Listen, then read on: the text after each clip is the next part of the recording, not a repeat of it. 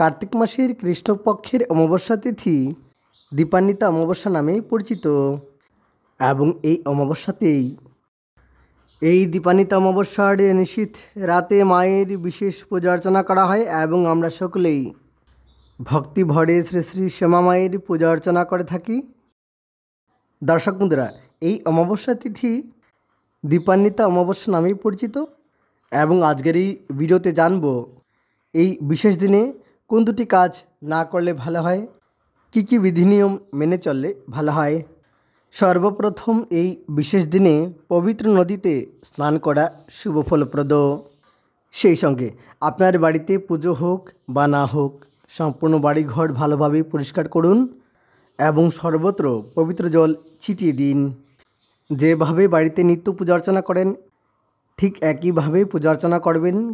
সেই সঙ্গে একটি দেশি ঘিয়ের প্রদীপ এবং বাম্বুলেস বা বাঁশের কাঠি ছাড়া ধূপকাঠি বা ধুনো জ্বালালে ভালো হয়।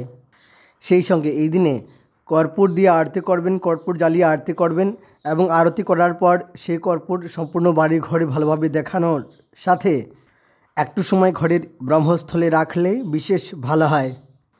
ঘরের প্রতিটি কোণে ঘরের সব দিকে প্রদীপ জ্বালিয়ে দিন এবং বিশেষভাবে ঘরের সামনে, ঘরের মেন গেট এবং দরজার সামনে ঠিক একই সঙ্গে রান্নাঘরের সম্মুখে প্রদীপ জ্বালান।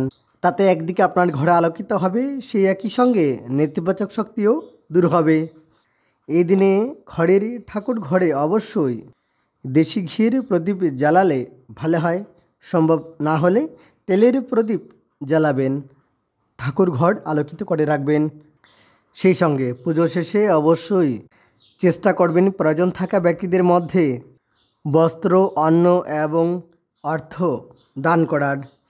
এই দিনে কাউকে কোনো অপশব্দ বলবেন না এবং যথাসময়ে উল্কাদানাদি করবেন।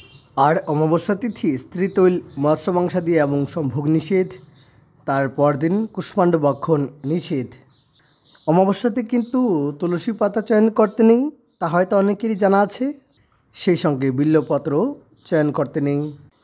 দর্শক বন্ধুরা, দীপান্বিতা অমাবস্যার এই বিশেষ দিনে বাড়িতে অযথা কলহ ঝগড়া আদি করবেন না, তাতে নেতিবাচক শক্তি আকর্ষিত হয়, নেতিবাচক শক্তি সম্পূর্ণ ঘরে প্রবাহিত হয়। তাই যদি চান পজিটিভ এনার্জি বা ইতিবাচক শক্তি আপনার বাড়িতে প্রবাহিত হোক, সঞ্চারিত হোক, তাই অবশ্যই কলহ ঝগড়া আদি করবেন না। সেই সঙ্গে এই দিনে কিন্তু নখ, চুল, দাড়ি এগুলো কাটতে নেই। এই দিনে এগুলো কাটা এড়িয়ে চলা উত্তম। তাহলে আজকের জন্য এ পর্যন্তই। অনেক অনেক ধন্যবাদ ভিডিওটি শেষ পর্যন্ত দেখার জন্য। আলোর উৎসব দীপাবলির আন্তরিক শুভেচ্ছা জানাই আপনাদের সকলকে। অনেক অনেক ধন্যবাদ ভিডিওটি শেষ পর্যন্ত দেখার জন্য।